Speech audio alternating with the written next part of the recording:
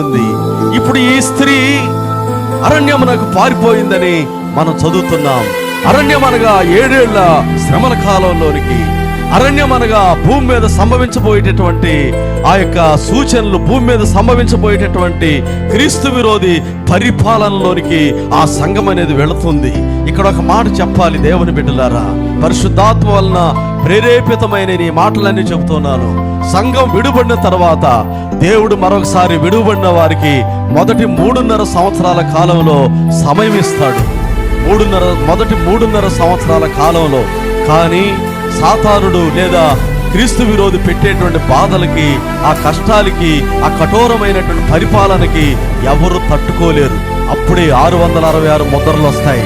అప్పుడే ప్రతిదీ కూడా డిజిటల్ జరుగుతూ ఉంది. ఈరోజు డిజిటల్ అంటే ప్రార్థన అనేది జరగదు. ప్రార్థన చేసుకోనేవారు, దేవుని కొరకు దేవుని మొక్కుబడినే